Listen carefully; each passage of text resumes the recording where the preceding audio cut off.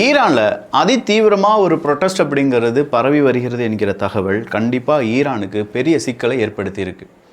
வெறும் ஒரு பொருளாதார பிரச்சனையாக பார்க்கப்பட்டது அவங்களுடைய பட்ஜெட் பிரச்சனையாக மாறி அந்த பட்ஜெட் பிரச்சனை இன்றைக்கி பெரிய அளவில் மாணவர்கள் மத்தியில் பிரச்சனையாக மாறிட்டு இருக்கு அப்படிங்கிற தகவல் ஈரானுடைய இறையாண்மைக்கு எதிரானதாக பார்க்கப்படுகிறது. ஸோ ஈரான் இதிலிருந்து தப்பிக்கிறதுக்கு முன்னாடி இதுக்குள்ள அடுத்ததாக இஸ்ரேல் ஏதாவது செஞ்சிருவாங்களோ அப்படிங்கிற பயமும் ஈரானிடம் இருப்பதாக சொல்லப்படுது. நேற்று தான் இஸ்ரேல் ஒரு பெரிய விஷயத்தை செஞ்சு முடிச்சிருந்தாங்க. ஒரு 3 தினங்களுக்கு முன்னாடி சொமாலிலேண்ட் அப்படிங்கிறத நாங்கள் ரெக்கக்னைஸ் பண்ணுறோம் அப்படின்னு சொல்லி இதிலிருந்து அடுத்ததாக மத்திய கிழக்கு பகுதியில் பரபரப்பு அப்படிங்கிறது தொற்றிக்கொண்டே இருக்கிறது. ஸோ என்னெல்லாம் நடந்திருக்கு உலகெங்கிலும் அப்படிங்கிறத இந்த ஒரு பதிவில் பார்க்க போகிறோம். நான் உங்கள் விக்கி, இது உங்கள் தமிழ் விதை. ஷார்ட்டாக கொஞ்சம் செய்திகள். சொமாலிலேண்ட் அப்படிங்கிறது சொமாலியா விட்டு பிரிஞ்சு 1991 தனியாக நாங்கள் ஒரு நாடு, எங்களுக்குன்னு தனி கரன்சி, எங்களுக்குன்னு தனி அரசாங்கம் அப்படின்னு சொல்லி இருக்கக்கூடிய ஒரு குட்டி பகுதி. இந்த குட்டி பகுதி தான் உலகத்தில் கிட்டத்தட்ட ஒரு நாளொன்றுக்கு 9% கச்சா எண்ணெய் போக்குவரத்தை கண்ட்ரோல் பண்ணக்கூடிய ஒரு நாடு. இந்த நாட்டை நாங்கள் ரெக்கக்னைஸ் பண்ணுறோம் அப்படின்னு சொல்லி இஸ்ரேல் அறிவிக்கிறாங்க. அடுத்தபடியாக இந்தியா அதை அறிவிக்கும் அப்படின்னு சொல்கிற ஒரு தவறான தகவல் பரவுகிறது. சொமாலிலேண்டில் இருக்கக்கூடிய எல்லாருமே அதை பாராட்டுறாங்க, கொண்டாடுறாங்க. சொமாலியாவில் இருக்கக்கூடிய மக்கள் அதை வெறுக்கிறாங்க. நிறைய பேர் இஸ்ரேலுக்கு எதிராக போராட்டத்தில் குதிக்கிறாங்க. கிட்டத்தட்ட 30 இஸ்லாமிய அரபுலக நாடுகள் இஸ்ரேலினுடைய இந்த முடிவுக்கு எதிர்ப்பை தெரிவித்திருக்கிறார்கள். இது எல்லாமே ரொம்ப டீட்டெயில்டாக தமிழ் பட்சத்தில் ஒரு பெரிய காணொலியாக பதிவு பண்ணியிருக்கோம். பார்க்காத டிபி டியூப்ஸ் தயவு செஞ்சு அதை பார்த்துருங்க. அப்போ சொமாலி வேறு, சொமாலி லேண்டு வேறு 1991 பிரிஞ்சிருந்தாலும் அந்த சண்டை, அந்த சிக்கல் இப்போது தான் உச்சமடைந்திருக்கிறது அப்படிங்கிறத நம்மளால் பார்க்க முடிகிறது. இதே மாதிரி தான் சிரியாவில் நேற்று ஒரு சிக்கல். எல்லாருமே நியூ இயர் கொண்டாட்டம் அப்படின்னு சொல்லும்போது எந்தெந்த இடத்துல எவ்வளவு ஆக்சிடென்ட் நடந்திருக்கு அப்படிங்கிறது ஒவ்வொரு நாடும் அவங்களுடைய பக்கத்தில் அவங்களுடைய நியூஸ் பேப்பர் எல்லாத்துலேயுமே போட்டுட்ருக்காங்க. நேற்று சிரியாவில் திடீர்னு பார்த்தா ISIS தீவிரவாதிகள் நியூ இயர் கொண்டாட்டத்தை சிதைப்பதற்காக ஏகப்பட்ட பிளான் போட்டிருந்தாங்க. அந்த பிளானை நாங்கள் முறியடிச்சிட்டோம் அப்படின்னு சொல்லி சிரியா ஒரு அறிவிப்பை கொடுக்குறாங்க. ஆஸ்திரேலியாவில் நேற்று 68க்கும் அதிகமான புத்தாண்டு கொண்டாட்டத்துக்கான குட்டி குட்டி விபத்துகள் பதிவு செய்யப்பட்டிருப்பதாக செய்திகள் வெளியாகி இருக்கிறது. இது மட்டும் இல்லாமல் சுவிட்சர்லாந்தில் ஏற்பட்ட ஒரு தீ விபத்து, ஒரு வெடி விபத்து அப்படிங்கிறது 40க்கும் அதிகமான நபர்கள் உயிரிழந்திருப்பதற்கு காரணமாக மாறி இருக்கிறது அப்படிங்கிற ஒரு தகவல் வெளியாகி இருக்கிறது. ஸோ சுவிஸில் அமைதியான ஒரு நாட்டில் இப்படி ஒரு வெடி விபத்தா அப்படின்னு சொல்லி பலரும் இன்னைக்கு அங்கே அந்த உயிரிழந்த நபர்களுக்கு இறுதி மரியாதையை செலுத்தி வருகிறார்கள்.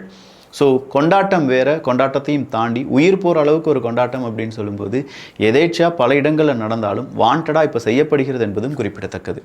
நேற்று 12 மணிக்கு யாராவது வெளியில் போயிருந்தீங்கன்னா அங்கே இருக்கக்கூடிய கூட்டம், அதுலேயும் நிறைய பேர் தண்ணியை போட்டுக்கிட்டு நம்ம ஊர் சைட்லேயே கத்திக்கிட்டு வண்டிக்கு மேலெலாம் ஏறி நின்று, எவன் வண்டிலாம் தெரியாது, ஆனால் ரூஃப் டாப்பெல்லாம் உடச்சி கீழே தள்ளி போட்டு கண்ணாடிலாம் உடச்சி எத்தனை பேருக்கு சேதத்தை விளைவிக்கக்கூடிய இந்த மாதிரியான புத்தாண்டு கொண்டாட்டம் மனித உயிரிழப்புகளாக மாறும்போது தான் இது தேவையா இல்லையா அப்படிங்கிற ஒரு டிபேட்டை உருவாக்குது. இங்கே மட்டும் அந்த சிக்கல் கிடையாதுங்க, உலகெங்கிலும் அந்த சிக்கல் இருக்கிறது அப்படிங்கிறத நாம் இங்கே தெளிவுபடுத்த விரும்புகிறோம். அடுத்ததாக ஆஸ்திரேலியாவை சார்ந்த ஒரு நபர் உக்ரைனுக்கு ஆதரவாக போராடி இருக்கிறார் ரஷ்யாவை எதிர்த்து. ஆனால் நேற்றைய யுத்தத்தில் அவர் கொல்லப்பட்டு விட்டார் அப்படிங்கிற ஒரு செய்தி ஆஸ்திரேலியாவில் இதே மாதிரி யாராவது உக்ரைனுக்கு ஆதரவாக போராடுறீங்கன்னா கொஞ்சம் பார்த்து இருந்துக்கோங்க என்கிற ஒரு எச்சரிக்கைக்கு காரணமாக மாறியிருக்கிறது. ஜப்பானுடைய முதல் பெண் பிரைம் மினிஸ்டர் ஷானே தகேச்சி அவர்கள், இந்த தகேச்சி அவர்கள் அங்கே இருக்கக்கூடிய பெண் லா மேக்கர்ஸுடன் இணைந்து ஒரு கோரிக்கையை வச்சுருக்காங்க. பாராளுமன்றத்தில் பெண்களுக்கான அந்த டாய்லெட் ஃபெசிலிட்டி ரொம்பவே கம்மியாக இருக்குது, கூடுதலான டாய்லெட் எங்களுக்கு கட்டித்தர வேண்டும் அப்படிங்கிறது தான். ஸோ டக்கேச்சி அவர்களும் இது கூட இணைந்திருப்பதால் ஜப்பானுடைய பாராளுமன்றம் மேலும் சில டாய்லெட்ஸ் எக்ஸ்ட்ராவாக பெண்களுக்காக கட்டப்படலாம் அப்படிங்கிற ஒரு தகவல் வெளியாகி இருக்கிறது. ஒவ்வொரு ஊரில் ஒவ்வொரு பிரச்சனை. ஜப்பானில் பெண்களுக்கான டாய்லெட் பிரச்சனை அப்படிங்கிறத இன்றைக்கி தான் நானே தெரிந்து கொண்டேன். நீங்களும் இதை இன்றைக்கி தான் தெரிஞ்சிருப்பீங்க அப்படின்னு சொல்லி நான் நம்புகிறேன். கிட்டத்தட்ட பாதிக்கும் அதிகமான அமெரிக்கர்கள் டொனால்டு ட்ரம்ப் அவர்கள் ரஷ்யா உக்ரைன் போகிற சரியாக தான் ட்ரம்ப் அவர்கள் ஹேண்டில் பண்ணுறார் அப்படிங்கிறத எதிர்த்து அதுக்கு நேர் ஆப்போசிட்டாக இருக்காங்க அப்படிங்கிற தகவல் வெளியாகி இருக்கிறது. ட்ரம்ப் அவர்களை பொறுத்த வரைக்கும் அவர் ஹேண்டில் பண்ணுற விதம் சரியில்லை, கண்டிப்பாக இதை இன்னும் சூப்பராக ஹேண்டில் பண்ணியிருக்கலாம், ஆனால் ட்ரம்ப் அவர்கள் அதை போலியாக ஹேண்டில் பண்ணிகிட்ருக்காரு, ரஷ்யாவுக்கு ஆதரவாக ஹேண்டில் பண்ணிகிட்ருக்காரு அப்படின்னு சொல்லி ஏகப்பட்ட எதிர் விமர்சனங்கள் அப்படிங்கிறது எல்லாமே டொனால்டு ட்ரம்ப் அவர்களுக்கு எதிராக வந்த வண்ணம் இருக்கிறது. ஸோ ட்ரம்ப் அவர்கள் அடுத்ததாக என்ன செய்ய போகிறார் அப்படிங்கிறது அவருக்கே தெரியாத நிலைமையில தான் அமெரிக்காவினுடைய அரசியல் இருந்து வருவதாகவும் அங்கிருந்து வரக்கூடிய செய்திகள் சொல்லுகின்றன. பங்களாதேஷில் அடுத்ததாக ஒரு ஹிந்து பிஸ்னஸ்மேன் உயிருடன் எரிக்கப்பட அங்கே நிறைய பேர் ட்ரை பண்ணாங்க. திடீர்னு அவர் எஸ்கேப் ஆகி ஒரு குளத்தில் குதிச்சதுனால தப்பிச்சுக்கிட்டாரு. 2 வாரங்களில் 4வது நபர், ஹிந்து மதத்தை சார்ந்த ஒரு நபர் அங்கே கொல்லப்படுவதற்கான முயற்சிகளில் சில நபர்கள் ஈடுபட்டிருக்காங்க அப்படிங்கிறது இன்னும் பங்களாதேஷில் பிரச்சனை அப்படி தான் இருக்குது, முடிவடையவில்லை என்பதை நமக்கு உணர்த்துகிறது. பங்களாதேஷில் மைனாரிட்டி மெஜாரிட்டி அப்படின்னு சொல்லக்கூடிய பல பிரச்சனைகள் இருக்கக்கூடிய அந்த நேரத்தில் பாகிஸ்தான் அவங்களுடைய காய்நகர்த்தலை செய்வதற்காகவும் இப்போது பங்களாதேஷை தூண்டிவிட்டு கொண்டிருக்கிறார்கள் என்பது குறிப்பிடத்தக்கது.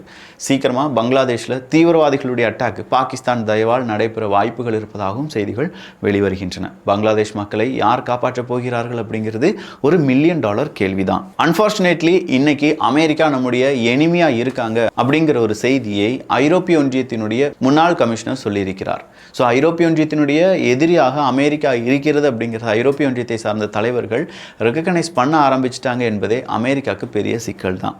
இதே அமெரிக்கா ஐரோப்பிய ஒன்றியத்துக்கும் எனக்கும் சம்பந்தம் கிடையாது, ரஷ்யா உக்ரைன் போரில் உக்ரைனுக்கு ஆதரவான முடிவுகள் இனிமேல் ஐரோப்பிய ஒன்றியம் தான் எடுத்துக்கொள்ள வேண்டும் அப்படின்னு சொல்லி ஐரோப்பிய ஒன்றியத்தை கழட்டிவிட்ட காலங்களும் இருக்கின்றன. இப்போ ஐரோப்பிய ஒன்றியத்தினுடைய எதிரியாக அமெரிக்கா சித்தரிக்கப்பட்டு வருவதை உலக அரசியல் எப்படி எதிர்கொள்ளப் போகிறது அப்படிங்கிறத பொறுத்திருந்து பார்க்கலாம். ஆஸ்திரேலியாவில் ஒரு இடத்துல தான் 68 இன்சிடென்ட்ஸ் அப்படிங்கிறத பதிவு செய்திருப்பதாக செய்திகள் வெளியாகி இருக்கின்றன. ஒட்டுமொத்த ஆஸ்திரேலியா நாடுன்னு சொல்லிட்டேன். போலந்தில் மட்டுமே 758 இன்சிடென்ட்ஸ் நியூ இயர் சம்பந்தமாக பிரச்சனைகள், அங்கே இருக்கக்கூடிய ஃபயர் ஃபைட்டர்ஸுக்கு கால் அப்படிங்கிறதெல்லாம் வந்ததாகவும் 2 நபர்கள் போலந்தில் இறந்து விட்டார்கள், தீ காரணமாக இறந்து விட்டார்கள் என்கிற தகவலும் வெளியாகி இருக்கிறது. சீனாவினுடைய BYD நிறுவனம் 2025 இதுவரையிலும் இல்லாத அளவுக்கு எலக்ட்ரிக் வாகனத்தை அதிக அளவு நாங்கள் சேல்ஸ் பண்ணியிருக்கோம் அப்படிங்கிற அவங்களுடைய சேல்ஸ் ரிப்போர்ட்டை வெளியிட்டிருக்கிறார்கள். டெஸ்லா இதே மாதிரி உலக அளவில் மார்க்கெட்டில் இருக்கக்கூடிய எலக்ட்ரிக் கார்களுக்கு நேரடி போட்டியாகும் மிகப்பெரிய உயரத்திலும் BYD இருப்பது என்பது குறிப்பிடத்தக்கது. இன்னைக்கு ரஷ்யாவினுடைய எனர்ஜி செக்டார் மேலே உக்ரைனுடைய ட்ரோன்ஸ் அட்டாக் நடத்தியதாகவும் ரஷ்யா உக்ரைன் போர் அப்படிங்கிறது இன்னும் நீண்டு வருவதற்கான வாய்ப்புகள் இருப்பதாகவும் செய்திகள் வெளியான போது ரஷ்யாவினுடைய அதிபர் புட்டின் அவர்கள் பீஸ் டீலுக்கு நாங்கள் எப்போ சம்மதிச்சிட்டோம் அப்படின்னு சொன்னாங்க. இன்னைக்கு உக்ரைனுடைய அதிபர் ஜெலன்ஸ்கி அவர்கள் 90% புதுசாக உருவான பீஸ் டீலுக்கு நாங்களும் சம்மதம் தெரிவித்து விட்டோம் அப்படிங்கிற தகவலை கொடுத்திருக்காங்க. ஸோ 90% வர இந்த பீஸ் டீலுக்கான அந்த ஒரு முன்னேற்றம் வந்திருப்பது நிச்சயமாக பாராட்டுக்குரியது தான். ரஷ்யா உக்ரைன் போர் இந்த வருடமாவது நிற்குமா அப்படிங்கிற ஒரு எதிர்பார்ப்புடன் உலக அரசியல் அதனுடைய பாதையை தீர்மானித்து கொண்டு இருக்கிறது. இந்தியா பாகிஸ்தான் வருஷம் ஒரு லிஸ்ட்டை வெளியிடுவார்கள். அதை எக்ஸ்சேஞ்ச் பண்ணிக்கிடுவாங்க. எங்ககிட்ட எவ்வளோ நியூக்ளியர் ஆயுதங்கள் இருக்குது, அது எந்தெந்த சைட்டில் இருக்குது அப்படிங்கிறதும், எவ்வளோ பேர் உங்களுடைய நபர்கள் எங்களுடைய சிறை கைதிகளாக இருக்கிறார்கள் அப்படிங்கிறது தான். அதை 2 நாடுகளுமே எல்லா வருடமும் செய்கிற மாதிரி இந்த வருடமும் செய்து கொண்டார்கள் என்கிற தகவல் வெளியாகி இருக்கிறது. மாலி புர்கினா ஃபாசோ எடுத்திருக்கக்கூடிய முடிவு கண்டிப்பாக அமெரிக்காவுக்கு பெரிய ஒரு செருப்படி தான் அப்படிங்கிற தகவலை இன்னைக்கு பல ஆப்பிரிக்க நாடுகள் அவங்களுடைய தலைப்புச் செய்தியாக மாற்றியிருக்கிறார்கள். எப்படி அமெரிக்காவுக்கு மாலி புர்கினா ஃபாசோவை சார்ந்தவர்கள் அனுமதி இல்லையோ அதே மாதிரி அமெரிக்கர்கள் மாலி புர்கினா ஃபாசோக்குள்ள வரக்கூடாதுன்னு சொல்கிற தடை உத்தரவை நேற்றே பிறப்பிச்சிட்டாங்க. இதுதான் அமெரிக்காவுக்கு எதிராக மாலி புர்கினா ஃபாசோ ஏற்படுத்திய மிக முக்கியமான ஒரு திருப்புமுனை அப்படின்னு சொல்லலாம். இஸ்ரேலுடைய பார்டர் இருக்குது பார்த்தீங்களா, எகிப்து இஸ்ரேலுடைய பார்டர், அதில் மேஜர் கன்ஸ்ட்ரக்ஷன் ஒன்று நாங்கள் செய்கிறதுக்கு தயாராகி வருகிறோம். இந்த கன்ஸ்ட்ரக்ஷன் எவ்வளோ வேணாலும் பிரச்சனையும் உருவாக்கலாம், அதே நேரத்தில் இஸ்ரேல் கூட எங்களை இன்னும் கொஞ்சம் நட்புடன் இருக்க வைக்கலாம். எது எப்படி இருந்தாலும் இந்த கன்ஸ்ட்ரக்ஷனை உடனடியாக நாங்கள் செய்ய போகிறோம். ஸோ மேஜர் ப்ராஜெக்ட் அப்படின்னு சொல்லி எகிப்து இதை ஸ்டார்ட் பண்ணியிருக்காங்க. இஸ்ரேல் மற்றும் எகிப்தினுடைய பார்டரில் மேஜர் ப்ராஜெக்ட் எந்த மாதிரியான பின்விளைவுகளை ஏற்படுத்த போகிறது, ராஃபா கிராசிங்க்கு ஏதாவது சிக்கல் வருமா, இஸ்ரேல் காசா பிரச்சனை இன்னும் முடிவடையாமல் இருக்கிறதே, அது எப்போது முடிவுக்கு வரும் இப்படிங்கிறதும் பல கேள்விகள் தான். 2026 இதுக்கான விடை கிடைத்தது என்றால் அந்த அளவுக்கு நமக்கு நல்லது. ஐரோப்பிய ஒன்றியம் துருக்கி இவங்களுடைய நட்புக்கு நாங்கள் என்னைக்குமே தடையாக இருக்க மாட்டோம் அப்படின்னு சொல்லி கிரீஸ் சொல்லியிருக்காங்க. எப்படி இந்தியா பாகிஸ்தான் எதிரெதிர் நாடுகளாக இருக்கிறார்களோ அதே மாதிரி தான் துருக்கியும் கிரீஸும். அப்படிப்பட்ட கிரீஸ் தான் ஐரோப்பிய ஒன்றியத்துக்கும் துருக்கிக்கும் இடையே ஏற்படக்கூடிய நட்புக்கு நாங்கள் ஒரு தடையாக இருக்க மாட்டோம் அப்படிங்கிற ஒரு வாக்குறுதியை கொடுத்திருக்காங்க. வெனிசுலாவை சார்ந்த ஒரு போட் அப்படிங்கிறதுக்கு எதிராக அமெரிக்கா தாக்குதல் நடத்தியதாகவும் அதில் 8 நபர்கள் கொல்லப்பட்டதாகவும் செய்திகள் வெளியாகி இருக்கிறது. ஓமன் அவங்களுடைய ஜிடிபியில் 2026 பொறுத்த வரைக்கும் 4% இருக்க வேண்டும் அப்படின்னு சொல்லி 2026க்கான பட்ஜெட்டை அனுமதித்திருக்கிறார்கள்.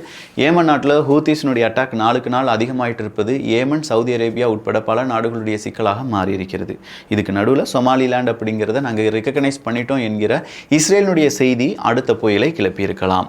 ஸோ ஏகப்பட்ட செய்திகளை பார்த்துட்டோம். இந்த செய்திகளை பற்றி உங்களுடைய கருத்துக்கள் இங்கே வரவேற்கப்படுகின்றன. எல்லோரும் தமிழ் விதையில் இணைந்திருங்கள். நல்லதை பகிர்ந்து நல்ல சமுதாயத்தை உருவாக்குவோம். நன்றி, வணக்கம்.